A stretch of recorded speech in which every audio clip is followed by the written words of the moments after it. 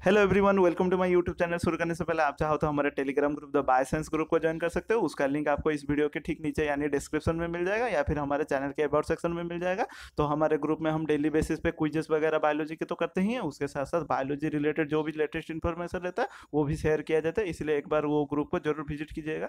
तो आज हम मॉलिकुलर बायोलॉजी का जो मोस्ट इंपॉर्टेंट एमसीक्यू है उसको आज डिस्कशन करने जा रहे हैं। तो ये कुछ मैंने चुने चुने एमसीक्यू को लिया है जो कि आपको और कहीं नहीं देखने को मिलेगा, इसलिए वीडियो को पूरा जरूर देखिएगा। अगर चैनल में नए हैं तो चैनल को सब्सक्राइब करें, अपने दोस्तों के साथ शेयर करें और वीडियो अगर थोड़ा सा भी इन्फॉर्मेटिव लगे तो लाइक जरूर करें। चलिए शुरू करते हैं। देखिए पहला क्वेश्चन दिया है, द फंक्शन ऑफ बीटा सब unit of polymerase is. Beta सब यूनिट जो हमारा जो पॉलीमरेज एंजाइम होता है उसका बीटा सब यूनिट स्पेसिफिकली क्या उसका काम है? टेम्पलेट बाइंडिंग करवाना, कैटालिटिक बाइंडिंग करवाना, प्रोमोटर बाइंडिंग करवाना या फिर कैटायन बाइंडिंग करवाना। सो उसका जो स्पेसिफिक काम है वो है कैटालिटिक बाइंडिंग करवाना। उसके बाद चलते हैं नेक्स्ट क्वेश्चन। पूछा गया है what which of the sigma factor is heat stable. देखिए ये काफ़ी ज़्यादा इंपॉर्टेंट क्वेश्चन है। पूछा गया है कौन सा इनमें से जो सिग्मा फैक्टर है उसमें हीट स्टेबल कौन सा है? हीट स्टेबल, ठीक है। सिग्मा फैक्टर 54, सिग्मा 70, सिग्मा 28 और या फिर सिग्मा 32। सो इसका जो राइट आंसर है वो है सिग्मा 32। ये है हमारा हीट स्टेबल। उसके बाद चलते हैं next. Short strand of dash primer are used in DNA replication. DNA replication में हमें मालूम है एक छोटा सा प्राइमर यूज होता है। वो प्राइमर किससे बना रहता है? डीएनए से, आरएनए से, हिस्टोन से या फिर प्रोटीन से। सो इसका जो राइट आंसर है वो है आरएनए। वो आरएनए से प्राइमर बना रहता है सिर्फ और सिर्फ क्या करने के लिए? डीएनए रेप्लिकेशन को जस्ट शुरू करने के लिए, क्योंकि डीएनए पॉलीमरेज खुद से कभी भी डीएनए रेप्लिकेशन को शुरू नहीं कर सकता। ये डीएनए पॉलीमराइजेशन कर सकता है, डीएनए पॉलीमरेज का बात कर रहा हूँ, लेकिन ये खुद से कभी भी डीएनए रेप्लिकेशन शुरू नहीं कर सकता, इसीलिए इसको एक छोटा सा आरएनए प्राइमर चाहिए होता है। उसके बाद चलते हैं next question. How many RNA polymerases are present in bacteria in a bacterial system. यानी कि प्रोकैरियोट्स का पूछ रहा है। प्रोकैरियोट्स में आरएनए पॉलीमरेज कितने तरह का होता है? 4 2 1 3। इसका राइट आंसर है 1। सिर्फ और सिर्फ एक ही आरएनए पॉलीमरेज हमें प्रोकैरियोट्स में देखने को मिलता है, वहीं यूकैरियोट्स में हमें टोटल 3 तरह के आरएनए पॉलीमरेज देखने को मिलता है। 1 आरएनए पॉलीमरेज, 2 आरएनए पॉलीमरेज, 3। एक का काम है आरआरएनए बनाना, दूसरा का एमआरएनए, तीसरा का टीआरएनए। चलते हैं नेक्स्ट क्वेश्चन। पूछा गया है DNA synthesis can be measured by estimating the incorporation of radio level. DNA synthesis को कैसे मेजर किया जाता है? जिस बाय यूजिंग कौन सा रेडियो एक्टिव एलिमेंट को या फिर एटम को यूज मतलब एलिमेंट को यूज करके हम डीएनए को सिंथेसिस को मेजर कर सकते हैं? थायमिन, ग्वानिन, साइटोसिन या फिर एडेनाइन। इसका राइट आंसर है थायमिन। थायमिन को हम रेडियो एक्टिव लेबल कर सकते हैं। रेडियो एक्टिव लेबल करके हम इसको डीएनए सिंथेसिस को मेजर कर सकते हैं। आपने पढ़ा होगा हेटेरोक्रोमेटिक इफेक्ट, हेटेरोक्रोमेटिक या फिर हेटेरोक्रोमिक इफेक्ट आपने पढ़ा होगा, जिसमें हम डीएनए को 260 नैनोमीटर में यूवी रेडिएशन में 260 नैनोमीटर में यूवी रेडिएशन में मेजर किया जाता है, ठीक है। चलते हैं next question. C DNA is synthesized from RNA by the enzyme. C DNA यानी कॉम्प्लीमेंट्री डीएनए जो कि रिवर्स प्रोसेस से बनता है आरएनए से। आप लोगों को जनरली मालूम होगा डीएनए से क्या बनता है? डीएनए से बनता है आरएनए, आरएनए से बनता है प्रोटीन। ये तो हमारा लीनियर वाला हो गया, लेकिन एक ऐसा प्रोसेस है जहाँ पे आरएनए से डीएनए बनता है। वहाँ पे जो डीएनए बनता है उसको सीडीएनए कहा जाता है। So cDNA is synthesized from RNA by the enzyme. कौन सा enzyme? DNA polymerase, DNA synthesize, DNA convertase या फिर रिवर्स ट्रांसक्रिप्टेज। तो देखिए ये रिवर्स प्रोसेस है ना, इसलिए इसका राइट आंसर है रिवर्स ट्रांसक्रिप्टेज। और ये प्रोसेस को कहा जाता है रिवर्स ट्रांसक्रिप्शन। ये भी याद रखिए, रिवर्स ट्रांसक्रिप्शन, जिसको डिस्कवर किए थे टेमिन एंड बाल्टीमोर ने, इसीलिए इसको टेमिनिज्म भी कहा जाता है। चलते हैं next question. Which enzyme is used in the unwinding of DNA. आप लोगों को मालूम हुआ डीएनए रेप्लिकेशन करने के लिए तो हमें जो एंजाइम चाहिए अनवाइंडिंग, अनवाइंडिंग यानी खुलना। डीएनए का स्ट्रैंड इस तरह से होता है ना, तो कॉइल होके उसको खोलने के लिए, इस तरह से खोलने के लिए हमें, मैं फिर से थोड़ा सा अच्छे से बना देता हूँ, यानी कि इसको मान लीजिए इस तरह का खोलने के लिए, इस तरह का खोलने के लिए हमें कौन सा एंजाइम चाहिए? अनवाइंडिंग करने के लिए लाइगेज, टोपोआइसोमरेज, हेलिकेज, एक्सोनिक्लेज। इसका राइट आंसर है हमें हेलिकेज चाहिए जो कि अनवाइंडिंग करता है।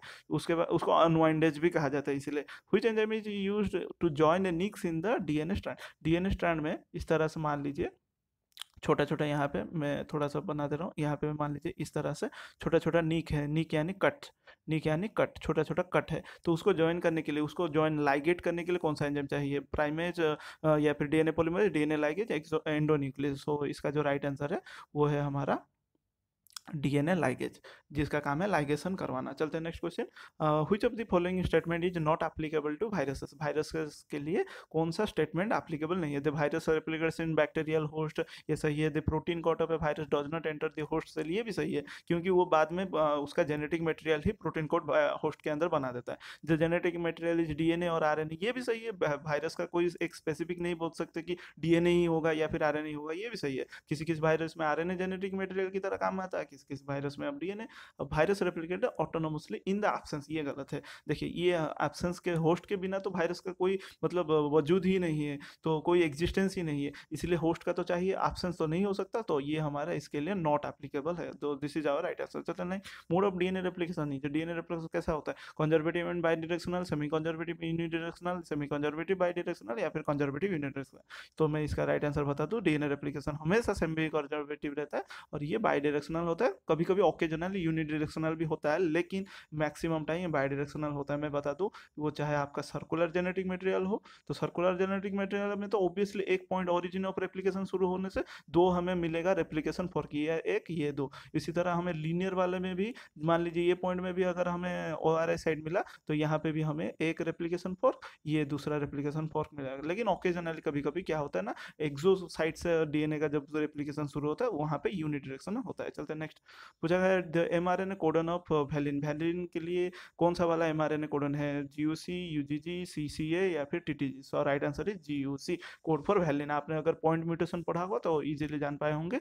उसके बाद पूछा है true replication of DNA is due to, DNA का ट्रू रेप्लिकेशन किसके वजह से, फॉस्फेट बैकबोन के लिए वजह से या फिर हाइड्रोजन बॉन्डिंग की वजह से, कॉम्प्लीमेंट्री बेस पेयरिंग रूल की वजह से या फिर नॉन। तो इसका जो राइट आंसर है, डीएनए रेप्लिकेशन सिर्फ और सिर्फ डिपेंड करता है हाइड्रोजन बॉन्डिंग के लिए, सॉरी हाइड्रोजन बॉन्डिंग नहीं, डीएनए रेप्लिकेशन बोला है ना, ये डीएनए रेप्लिकेशन सिर्फ और सिर्फ कॉम्प्लीमेंट्री बेस पेयरिंग रूल के वजह से ही हो पाता है। जब A T के साथ जुड़ेगा तभी जाके आगे चेन बढ़ेगा, G जब C के साथ जुड़ेगा तभी जाके चेन आगे बढ़ पाएगा, चेन सिंथेसिस हो पाएगा। चलते हैं next question, which of the following process does not occur in prokaryotes, prokaryotes में कौन सा प्रोसेस नहीं होता, ट्रांसक्रिप्शन, स्प्लाइसिंग, ट्रांसलेशन, रेप्लिकेशन। सो राइट आंसर है स्प्लाइसिंग। क्यों, क्योंकि ये सिर्फ और सिर्फ यूकैरियोट्स में देखने को मिलता है। और यूकैरियोट्स का कौन सा प्रोसेस में, ट्रांसक्रिप्शन में, याद रखिएगा यूकैरियोट्स में ट्रांसक्रिप्शन में देखने को मिलता है। आप लोगों को मालूम होगा यूकैरियोट्स में एक्सॉन इंट्रॉन होता है, कोडिंग नॉन कोडिंग जीन, तो वहाँ पे नॉन कोडिंग को हटाकर सिर्फ और सिर्फ कोडिंग को जोड़ा जाता है, जिसके वजह से स्प्लाइसिंग करने के वजह, जो कि पोस्ट ट्रांसक्रिप्शनल प्रोसेस का एक पार्ट है, जो कि प्रोकैरियोट में बिल्कुल नहीं देखने को मिलता, क्योंकि प्रोकैरियोट का छोटा सा तो जेनेटिक मटेरियल होता है, उसमें नॉन कोडिंग आ गया तो वो बड़ा हो जाएगा, इस वजह से स्प्लाइसिंग प्रोसेस नहीं देखने को मिलता, और कटिंग वगैरह भी, स्प्लाइसिंग वगैरह की भी जरूरत नहीं। चलते next, which of the following base pairing rule is correct, इनमें से कौन सा बेस पेयरिंग रूल करेक्ट है, adenine with guanine and thymine with cytosine, गलत है। DNA base pairing is non specific, ये भी गलत है। Adenine with cytosine and guanine with thymine, ये भी गलत है। Adenine with thymine and guanine with cytosine, ये सही है। देखिए एडेनाइन हमेशा थायमिन से जुड़ेगा डबल बॉन्ड से, और गुआनिन हमेशा ट्रिपल हाइड्रोजन बॉन्ड से साइटोसिन से जुड़ेगा। चलते हैं नेक्स्ट क्वेश्चन, पूछा गया है which of the following process does not occur in prokaryotes. अच्छा ये क्वेश्चन रिपीट हो गया हमें, अभी हमने कहा ये होगा स्प्लाइसिंग। चलते हैं next question, the reason behind the antiparallel strand of DNA, DNA का एंटी पैरेलल नेचर होने का रीजन क्या है, hydrogen bond, ionic bond, phosphodiester bond या फिर disulphide bond. So right answer है हाइड्रोजन बॉन्ड ही है जो कि एंटी पैरेलल नेचर करवाता है, जो कि एक 5' में 2 3' होगा, तो एक 3' to 5' होगा, इस तरह से होता है हमारा। और ये करने के पीछे कौन रिस्पॉन्सिबल है, ये करने के पीछे हमारा हाइड्रोजन बॉन्ड रिस्पॉन्सिबल है। So thanks for watching this video. अगर कोई क्वेरी वगैरह है या फिर कोई सजेशन वगैरह है, आप कमेंट बॉक्स में जरूर बता सकते हैं। और वीडियो अगर थोड़ा सा भी इन्फॉर्मेटिव और थोड़ा सा भी पसंद आया हो तो लाइक शेयर सब्सक्राइब करें। मिलते हैं कोई एक नेक्स्ट वीडियो में। थैंक